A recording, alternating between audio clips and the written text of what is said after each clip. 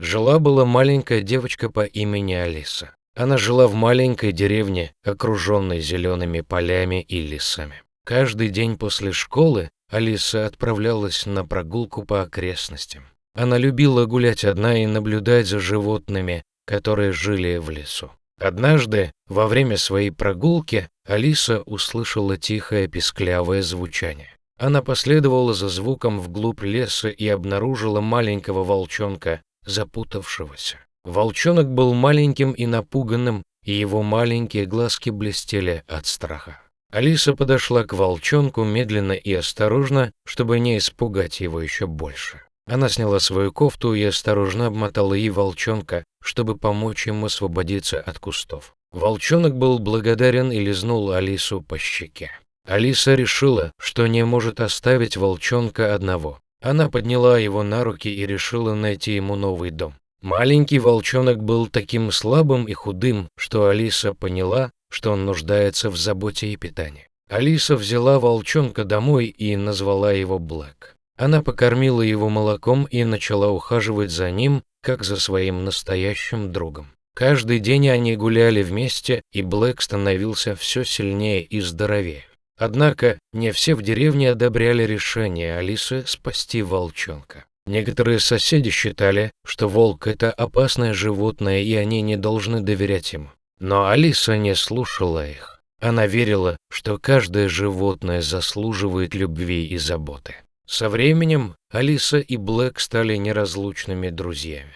Они проводили много времени вместе, играя и рассказывая друг другу истории. Блэк понимал каждое слово, которое говорила Алиса, и отвечал на своем волчьем языке. Он был самым верным и преданным другом, которого могла пожелать Алиса. Однажды, когда Алиса и Блэк гуляли по лесу, они услышали крики о помощи. Они последовали за звуками и обнаружили, что ловушка была установлена для волков. Волчонок, который попался в ловушку, был старше и крупнее Блэка. Алиса была решительна. Она знала, что ей нужно помочь волку. Она освободила его из ловушки и оказала первую помощь, чтобы остановить кровотечение. Волк благодарно смотрел на Алису и убегал в лес. Этот случай стал поворотным моментом в жизни Алисы.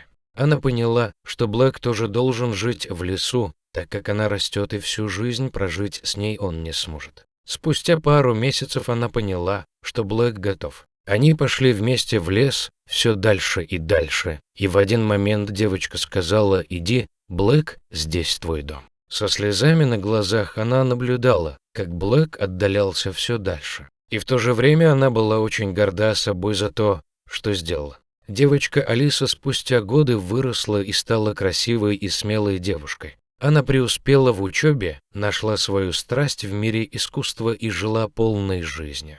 Но судьба имела для нее другие планы. Однажды, когда Алиса шла домой после работы, она заметила странного мужчину, который следовал за ней. Он был незнакомым ей, но его зловещий взгляд заставил девушку почувствовать тревогу. Она ускорила шаг, пытаясь избавиться от него, но мужчина не сдавался. Наконец, он бросился на Алису, закрыв ей рот, чтобы она не кричала. Алиса припала к земле, ощущая страх, который захватывал ее все больше и больше. Мужчина вытащил кляп и привязал ей руки и ноги. Он улыбнулся и сказал: «Теперь ты моя». Алиса пыталась сопротивляться, но мужчина был сильным и беспощадным. Он отвез ее в свою уединенную хижину в лесу и запер в подвале. Алиса была погружена в темноту и одиночество. Она понимала, что ее жизнь изменилась навсегда. Дни превратились в недели, а недели в месяцы. Алиса вяла от безысходности, но ее жизнь внезапно изменилась с появлением странного волка. Волк был диким и грозным, но он нес в себе доброту и мудрость. И тут она поняла, это Блэк. За секунду она вспомнила всю их историю, как спасла его и как откармливала, а сейчас он как-то оказался тут. Он понял, что Алисе нужна помощь. Блэк обнаружил подвал, в котором Алиса находилась, и начал ее посещать каждую ночь. Он подносил ей пищу, оставался с ней и утешал девушку своим присутствием.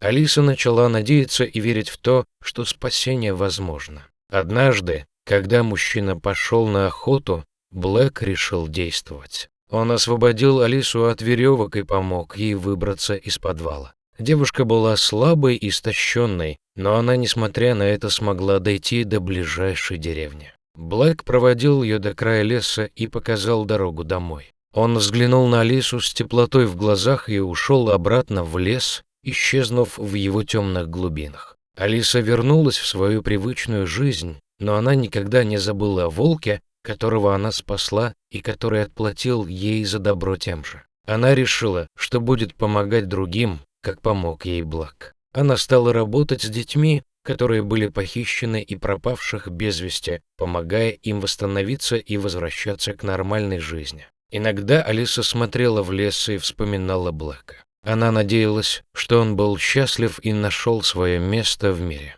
Она благодарила его за то, что он открыл ей новый путь и показал, что даже в самых темных моментах жизни есть надежда и спасение. Так Алиса продолжала свое дело, вечно помня о волке по имени Блэк, и благодаря ему стала лучше понимать, что даже в самых ужасных ситуациях есть место для добра и справедливости.